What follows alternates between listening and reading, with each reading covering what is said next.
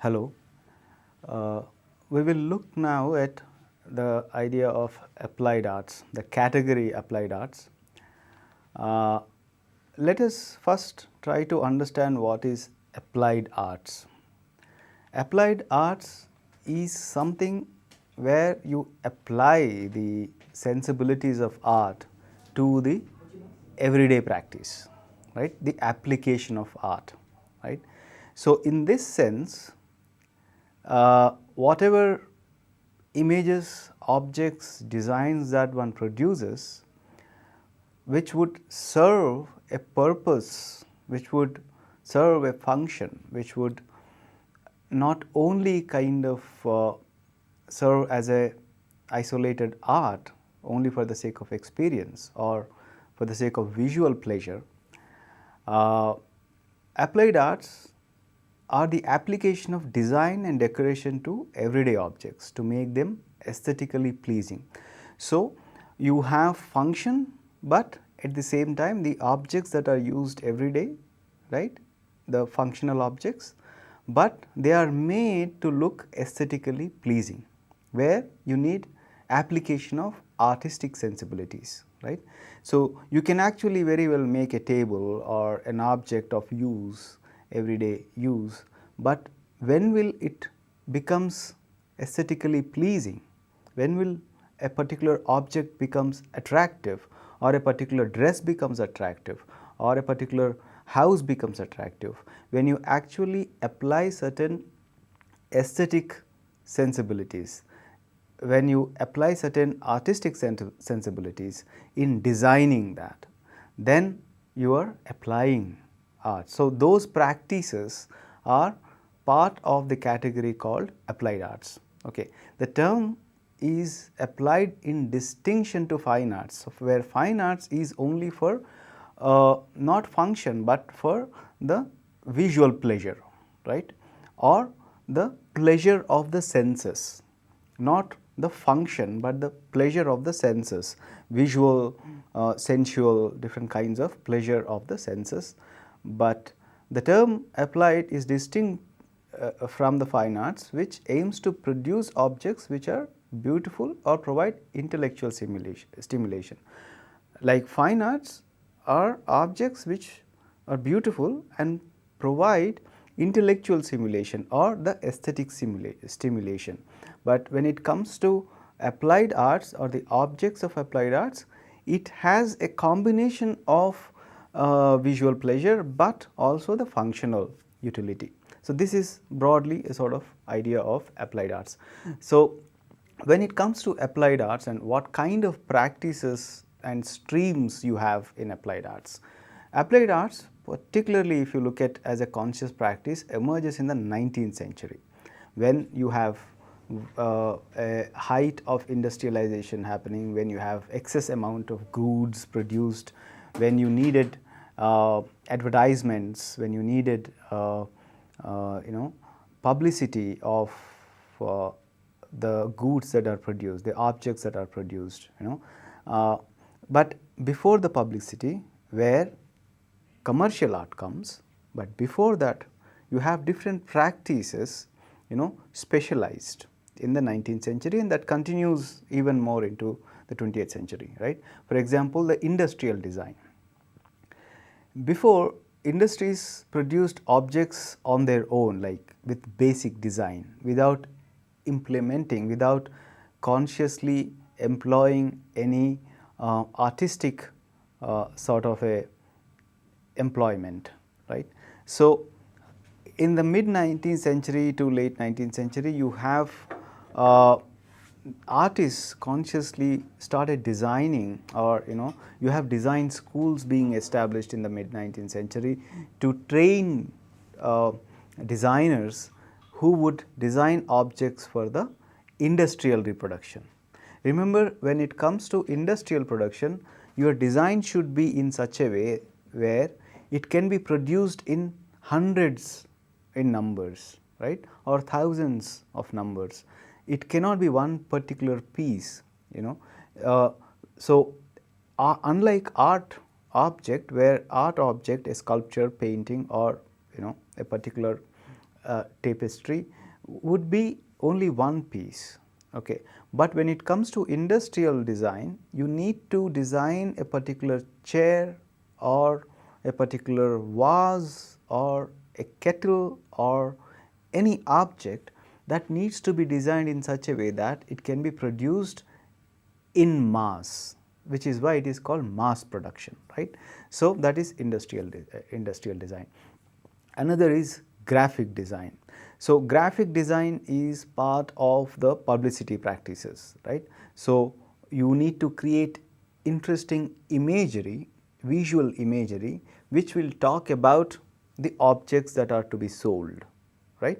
So, it is a practice which employs certain, again, visual creative sensibilities, where you need to attract the attention of the people, so that the people will show interest in buying a particular product, right. So, graphic design is closely related to the industrial goods or closely related to the market. So, graphic design basically is used for marketing, as well as graphic design is used for other purposes also, that we will see in the commercial art section little later.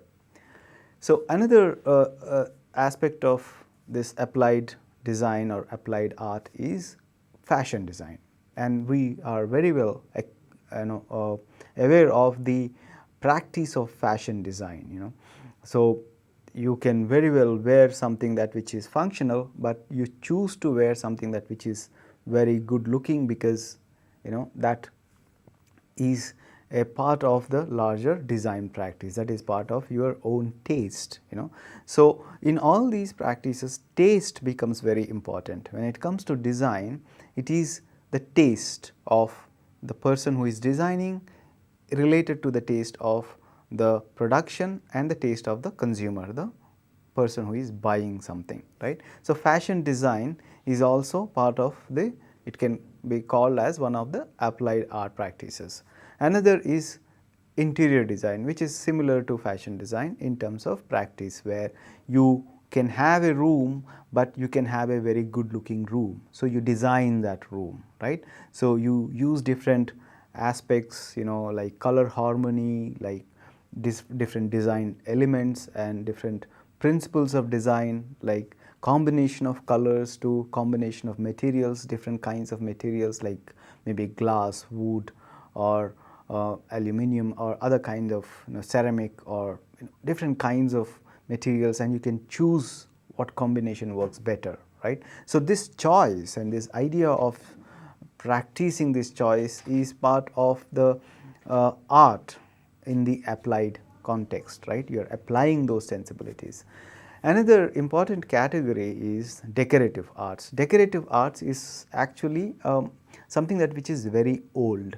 When you look at the history of culture and history of art, and if you look at the material culture of any civilization, you take the European civilization and different contexts within that, or you take the South Asian civilization, you take any civilization or any geography where culture existed in some time, you will see that there were objects produced, objects produced which use a lot of decoration, which use a lot of local materials, which are produced with certain kind of a tradition of decorative practice, right. I will give you one example. Let us say bidri is one example, right. Bidri is something that existed for a long time now, right. It is not a modern material, or it is not a modern object making process, right. And filigree is another thing, right. So, you have several other practices like that. You have terracotta practice, where you have different kinds of pots are made. You have brass vessels, you have different kinds of objects, gold ornaments and other ornaments. So, all these objects, all these practices fall under the category called decorative arts, and these objects were of use value. These objects are used, right? Gold ornaments are used, filigree is used, brass vessels are used, and different kinds of objects, whether it is very ornamented table or normal furniture, for example, different kind of furniture designs. So, all these are part of the category called decorative arts, and they follow a sensibility, they follow a certain kind of an aesthetic sensibility which are traditionally followed, which are traditionally established through practice, which is different from the industrial design. In the context of industrial design, you are producing a design for the reproduction, but when it comes to decorative arts are traditionally produced. They are not produced by machines, they are produced by craftsmen, the artisans, by hand, not by machine. So, each object is produced by the artisan in a unique manner. Each object is produced by the hands of the craftsman, not by the machine. A carpenter makes hundreds of chairs, but he makes by his own hand. He carves it, he colors it, and he polishes it. So, all that is done by the carpenter and the artisan himself, right. So, this is the practice of decorative arts, which is different from the industrial design, where the industrial design you design one object and that can be reproduced 100 times, right. So, this is the distinction. Now, let us look at the commercial art. The focus of this discussion is commercial art. Commercial art is related to the publicity practices largely, publicity as well as communication practices. Why it is communication? Because you make an image to communicate with the larger crowd, or you make a particular visiting card or a letterhead or a poster or a book cover. So, all these practices, a book cover, a poster, a billboard, a hoarding, a banner, a letter pad, a letterhead pad, an envelope maybe, and a visiting card, all these practices, all these objects which are part of the communicative network, right. So, the images and the objects produced in this network is related to the category called commercial art. So, before going into the different types of objects, different kinds of objects, let us look at a brief list of the materials. What you need is poster colors. I mean, these materials are something that are used conventionally before the introduction of computers and the Photoshop and the other softwares, digital softwares, right, before the digital era. What you have is poster colors, Indian ink, croquill nibs. Croquill nibs are replaced by the rotary ink pen nowadays, rotary ink pen, fine brushes, drawing sheets, ivory card, and mount board. These are some of the basic materials for the creation of different objects of commercial art. So, and what all can you produce? So, we can have a list of them and a few examples. Illustration. The slide that you see next is illustration, and this is by 𝗬𝗎-Willox-Smith. This is an illustration which can be used part of the story, right, or this is an illustration which could be used in the magazine. Okay. So, here the way the illustration is produced is very naturalistic, right. The light is falling naturally and you have the expression on the face of the child, she is studying a book, and you have the bed, everything looks realistic, right. So, this is one type of illustration where you need a lot of skill to produce this kind of a illustration, right, which would give you a realistic feel. Another illustration in the next slide you see is very graphic, black and white and simple, right. It is done with black line, like with a pen, and this is of course the White Rabbit from Alice in Wonderland by Jean Tenniel. So, what you see is it is not realistic in the sense the earlier illustration. It is of course realistic in its own right. You have a sense of rabbit, you have a sense of ambience and all, but here the degree of realism is different, and it is more a sort of a graphic sort of an illustration rather than a painterly sort of an illustration. This is more suggestive, right. So, this is another type of illustration where it is monochromatic. It is not like a painting, but it is more simple, monochromatic, and it also is part of the story that you are reading maybe. So, this is another kind of illustration, right. So, the third illustration in the next slide you see is something like this, which is more photographic, right. This is different. So, the point is you have different kinds of illustration, different ways of doing illustration. So, you have seen one very painterly looking illustration, right, very realistic. Another is more graphic, right, not very realistic, but it is also realistic in a more graphic manner and not with all its effects. This is another which is more photographic. It looks like a photograph, right, but it is painted. It looks like a photograph, and so what you see is the difference in the usage also, right. So, maybe this is not part of the story, but this is about the car itself, right.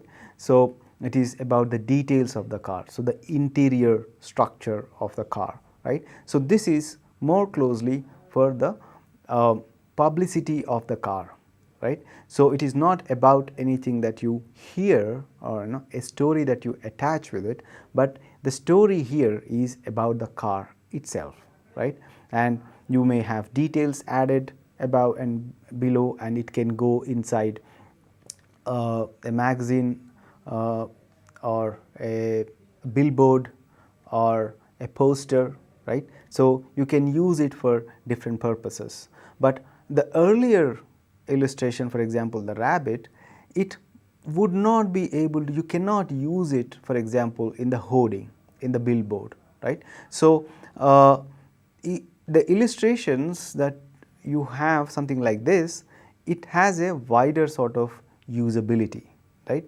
So, each space would have its own demand, would have its own possibility of creating a particular kind of illustration, right. So, this is about illustration. And moving on to the next category is graphic symbols, right. So, we come across every day such symbols, right, from Wi-Fi to cell tower symbol to someone like handicap sitting to petrol bunk to you have all these symbols here. And various other symbols like this, and for toilets you have male, female, you have hospital, you have restaurant, parking, no parking, left turn, right turn, all these, like every day in our life we encounter these symbols, and when we look at these symbols we know what they mean, right. So, they are cryptic, they are graphic, they are not elaborate illustrations, right. When you look at a P, or when you look at a P with cross, you know that it is no parking, right.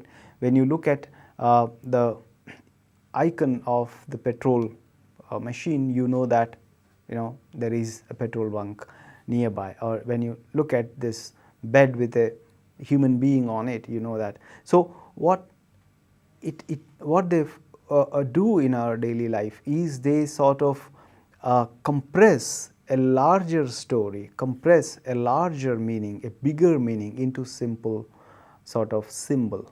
That is the power of these graphic symbols, right. They are very cryptic and they are very graphic. When you look at the plus, you know that it is something to do with hospital or a clinic or a medical shop, right. So, the power of these graphic symbols are expanded, are kind of enormous in our everyday life, right. And we have number of such symbols, And other kind of symbols are things like this, and this is the emblem of government of Telangana, right? And you have several such examples you can use. You can take Indian flag, or you can take the three lion, the lion symbol, or you can take any such examples. What you see here is, it is not just limited to the image that you see, the sphere, the circle. You have government of Telangana, you have the Kakatiya Torana, you have the lion symbol, you have Charminar, but they all come together and make something else, and that is the story of these icons and symbols and emblems, right? And this is part of the applied art practice, by the way. This is part of the commercial art practice, because these are all participating in the everyday communication, right? And these are all part of the exchange of information, right? And these are all not having any kind of a aesthetic experiential possibility, but they are all a matter of information and symbolic information, right? So graphic symbols are really very powerful in that sense.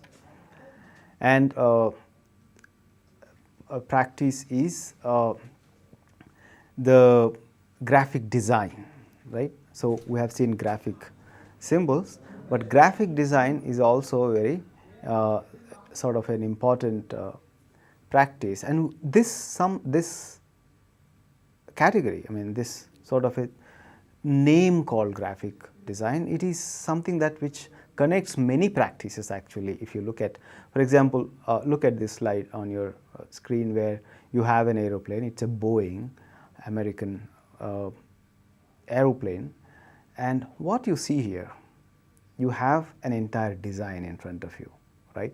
You have the cyan forms, right? The bluish color that you see is basically cyan. So and then you have the lettering, the United States of America, written in Caslon font, Caslon lettering, and you have that flag of America, right?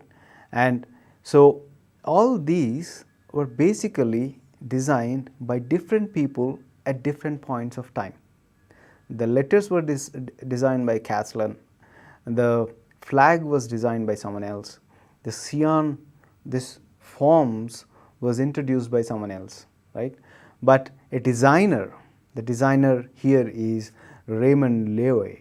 Raymond Loewy is actually combining all these onto the body of the Boeing, onto the body of this aeroplane, right?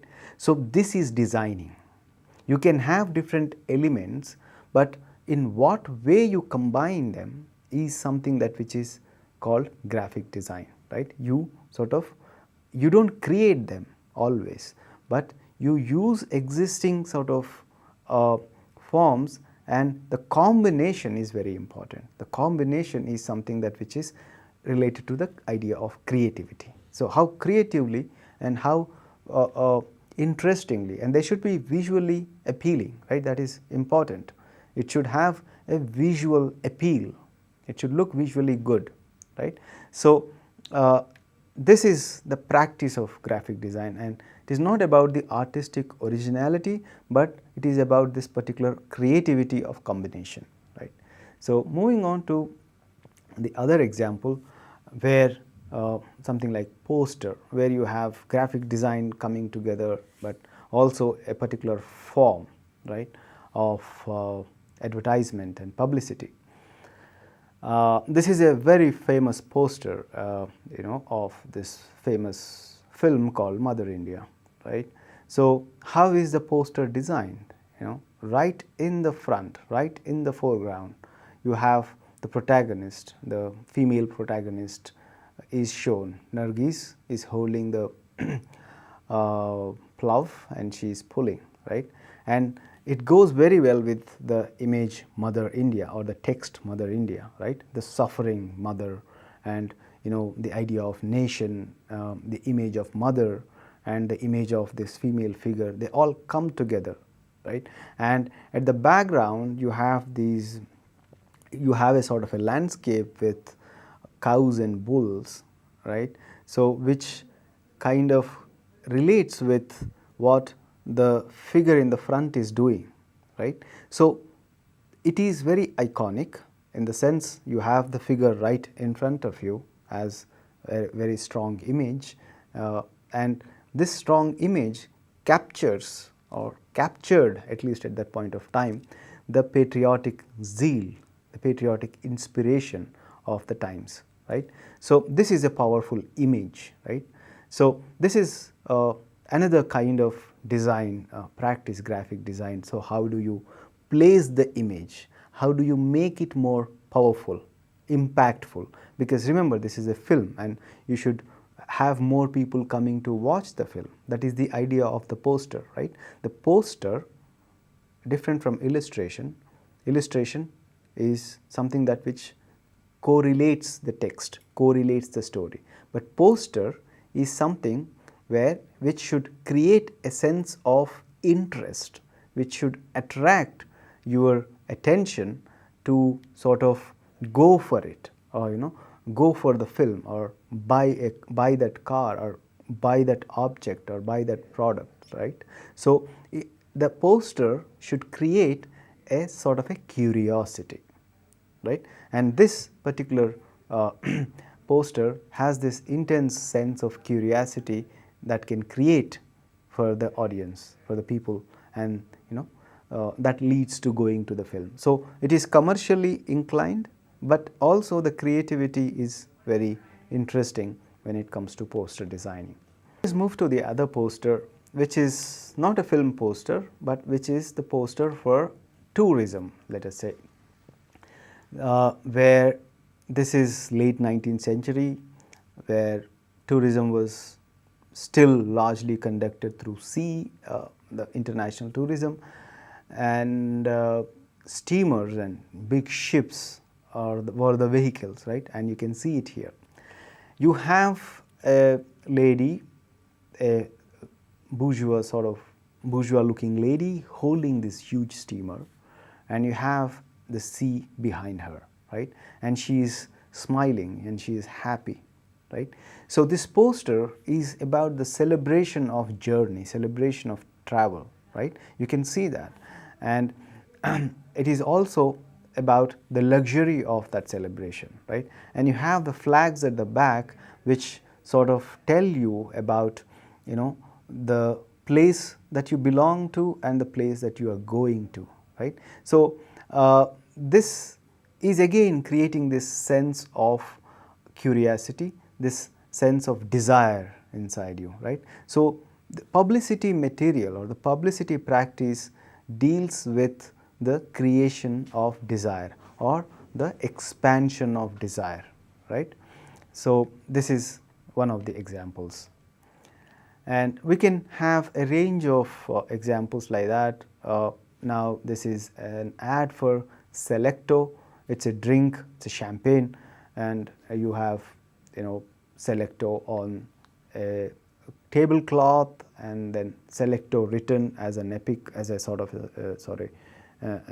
a very attractive text, right. So Selecto itself is making the box, right. It is full, and it can be a poster, it can be a magazine page advertisement.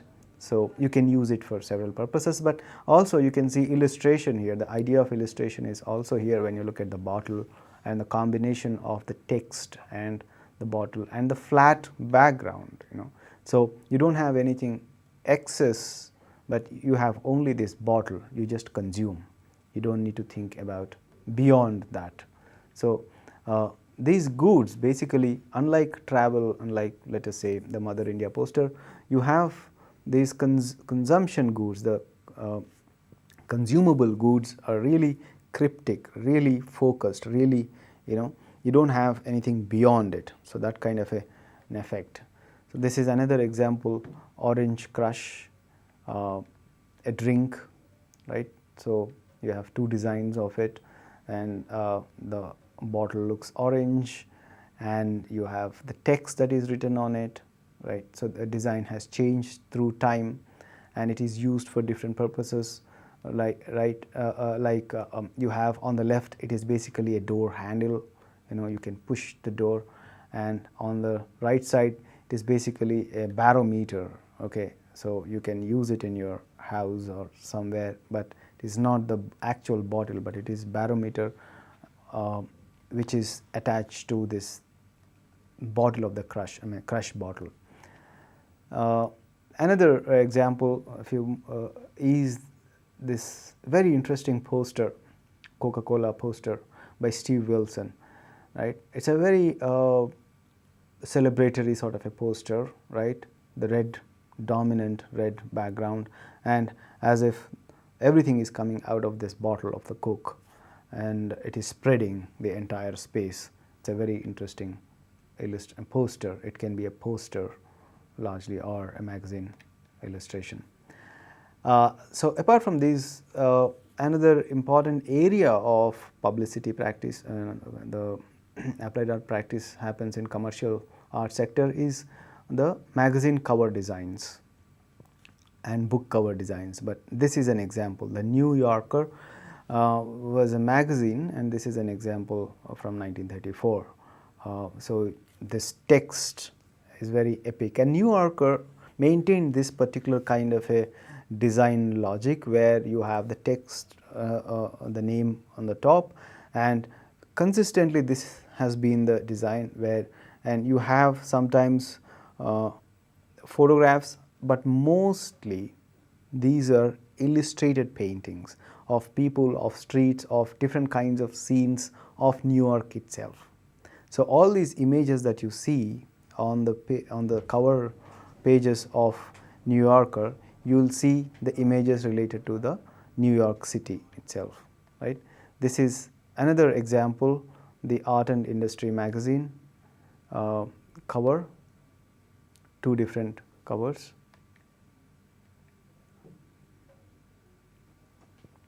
Yeah, this is Art and Industry a magazine cover, and you can see two different kinds of designs. So what is different from a poster and a magazine cover is a poster should attract your attention, should create a curiosity, right?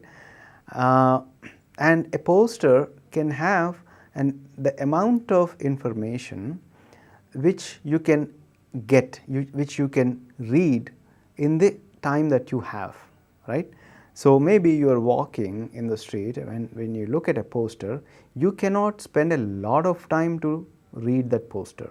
So it should be composed in such a way that it will give its information in that small duration of time, right?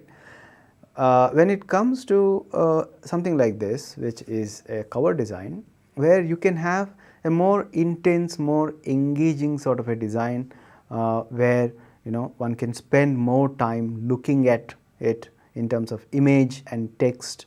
You can look at image and see how it is drawn or what kind of image it is, and then look at the text and the other information, because you are not walking when you are reading, you are sitting, you have more time, right? So it is different. Same is with the magazine cover or magazine page designs, magazine page advertisement. So the slide that you have in front of you is something like that, which is advertisement of a car, 1966, right? So you have the photograph of the car, and then you have the text. You have elaborate text here. It's about the car, the history of the car, and the greatness of the car, and why you should have it, and different other specificities or specifications of the car, right? So you have a lot of information, right, which you may not have in the poster. When you look at the poster or a billboard of the car, you will see only the car and the basic information, or maybe a tagline, right, or maybe a caption, a very attractive caption. But when it comes to the magazine cover advertisement, you can give a lot of information, more details, more specifications, because the time is different. The amount of time one can spend is more than a poster or a billboard, right? So these, moving on to the next example is the labels. So posters, billboards, then you have labels. Labels for various other things. I mean, labels for soap cover, labels for matchboxes, labels for different kinds of things. And this is an example of apples, right? California apples. And yeah, you have apples in the front, and you have, so it's more about nature, right? What you have in front is these two apples and the text, and then the divine girl. So this girl is divine, and who seems to have brought these apples. And you have this ambience at the back, which is nature, and the boys are playing in this water in the nature. So it's more pure, more divine, and more close to nature, right? So all these meanings could be seen embedded in this, and you have the related information, the organization which sells, the organization which packs, and the other information that which one needs to have. This is another example, packing label of same, but this is very different. This doesn't have all that narrative, but there is a connection that it has between the text, the name, handsome, and the hand and the orange. So the handsome connects with the image of the hand, and so the fullness of the hand and the orange that fits in the hand. So it is complete in itself. It doesn't need any other narrative like a landscape or a figure. So after posters, labels, and different kinds of practices, let us look at billboards. And billboards are everywhere in the cities nowadays, and you can see when you go out, you can see a lot of billboards of different kinds of advertisements, that may be MRF tires, cars, mobiles, or computers, or garments, or whatever. This is an example of food. This is Wendy's burger, and what you see here is burger in its big photograph, right? It's a huge burger on the billboard. It's a huge billboard. Billboards are huge, right? They are outside on the road. When you look, when you travel, when you move from one place to another, you can actually look at them. And what you see here is this huge burger that occupies the central space, right? It is very dominant in the entire image, and it attracts your eye. It hits your eye directly, right? And you know what it is. It is food, and you have Wendy's next to it. So it is very automatic, and it is very fast, because when you are in the car, when you are on the motorcycle, or when you are walking and you are moving, you are not having time so much to read what it is. The image and the text should have such an impact, and the combination should be so that it gives the information within few seconds, right? So you can see here one big image of the burger, a very clear graphic photographic image, and the Wendy's. So you can see, your eye can see it from a distance, right? So this is the logic of billboard, a very catchy image and a very catchy tagline or the caption, which is different from, let us say, poster or the other advertising materials. So this is another example of billboard, light smarter, pay less. It's about CFL and the, so it is very less in information. You have the bulb in the center, CFL bulb, light smarter, pay less. So that's enough. I mean, it conveys it. You know what it means, right? You don't need to have a lot of information. You just know.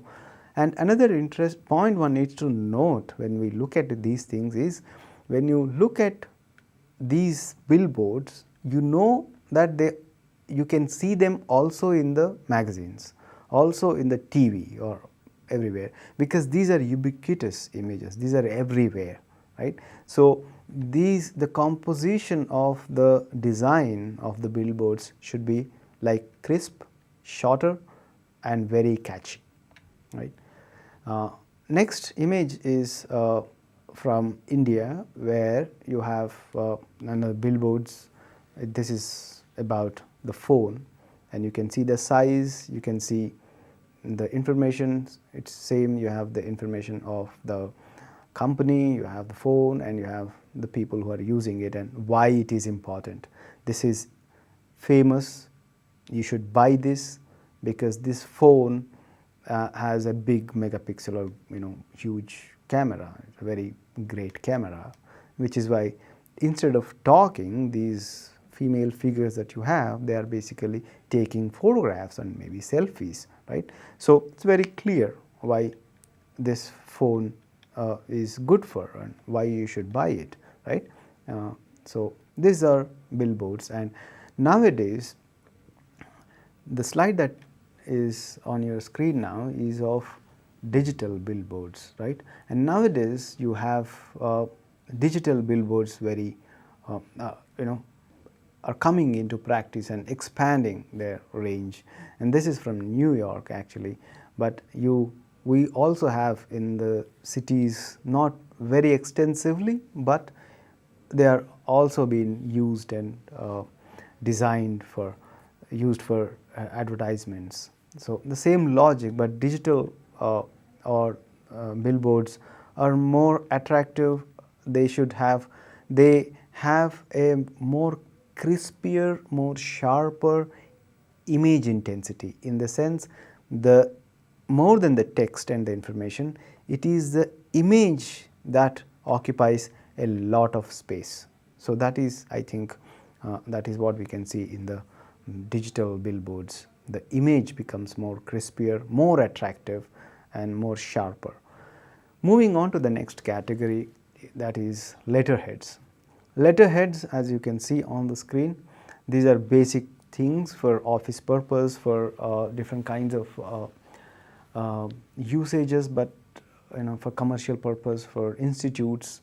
So these are two different kinds of designing letterheads. The left side is a university, so which is why the design is very simple and more formal, and left side is a sort of a commercial institute, which is why you can experiment with the kind of freedom that you have. And the other example is this, where you have the letterhead and the combination visiting card to that. So you can design different things like a visiting card, a letterhead, and an envelope, and maybe different other stationery material in one particular design, right? As like here you have the visiting card and the letterhead share the design sensibility. So you can have a design that connects all different kinds of objects within the stationery, right? So this is one way of designing. And in the commercial art sector, the letters and the text is very important. So conventionally, these letters are created by using brush and by using crocquill nib and Indian ink on ivory card. And so the slide that you have on your screen is one particular style or one particular font called Gothic, Old English Gothic in uppercase. And so this is an example. The font is used for different texts. And the next slide is another example of English font, Old English font, again Gothic, but from England. Another is Roman font, right? And nowadays all these are available in computers, so we are not using hands to produce these images. Nowadays everything is digitally produced. So after a brief view of the fonts, we look at geometric design. Geometric design is used for different purposes. You have different kinds of geometric design where you have a repetitive pattern design that you have on the left, and you can have the same pattern design manipulated in size that you have on the left, but the continuous repetitive pattern design on the right. right. So what you see is one particular motif, it is repeated throughout the pattern, but you can change the color, right. Very vibrant, very beautiful colors are used here.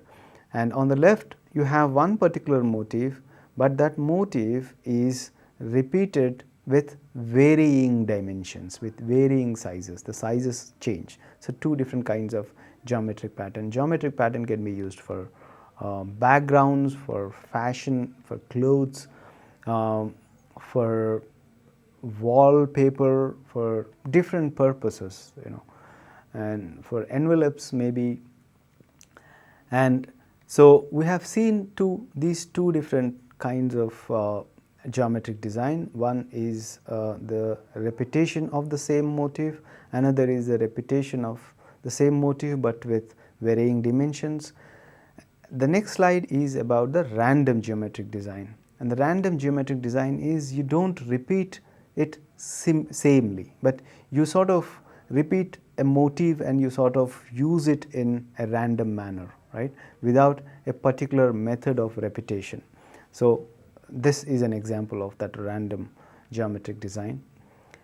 Another interesting category, a subcategory or practice is creative geometric design, which is different from the pattern design, right.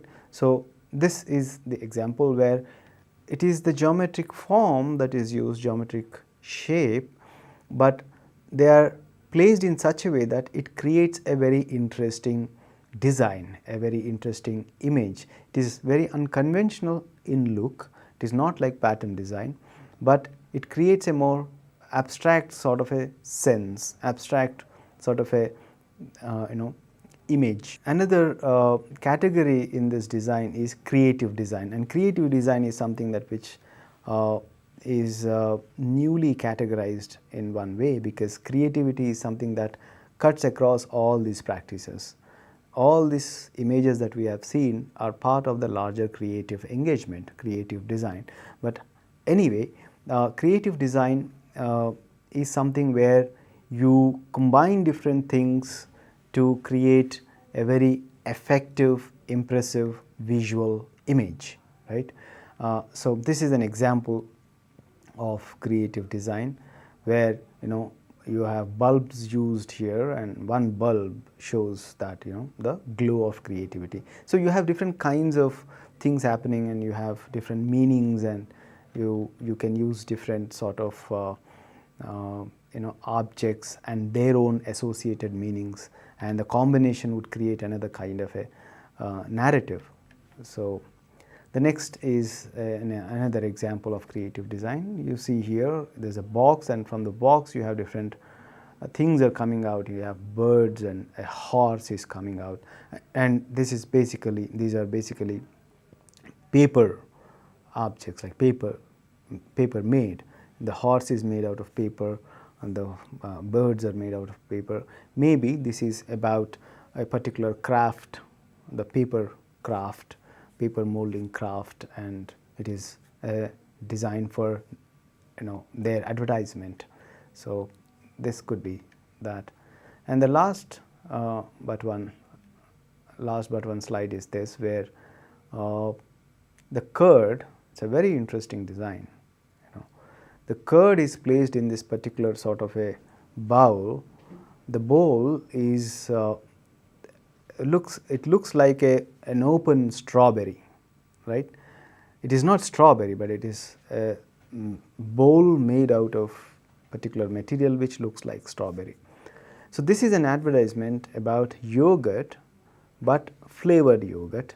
So you can have different flavors like strawberry flavor, orange, apple, and different flavors. And here this is one flavor which is strawberry, and in that curd is placed, and it's a very interesting sort of a design which captures your imagination, right.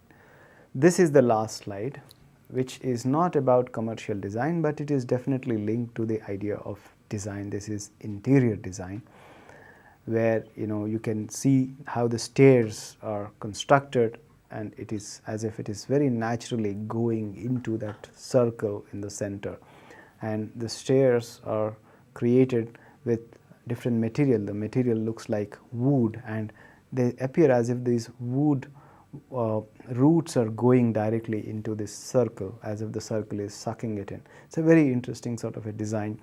So it is also creative. So the point of this image is this is also creative. So the design exercise itself is very creative. So when it comes to the notion of applied arts has different sort of functions for different purposes, but what we have seen today is the different practices of the commercial art itself. Commercial art largely is part of the publicity practice and the communicative practice. So when you look at these images are basically were not about or not limited to the visual enthusiasm or visual interest, but that visual interest is combined with the functional requirement, right. So this is very important to keep in mind, and you have different categories of practice to fulfill that functional purpose. Thank you.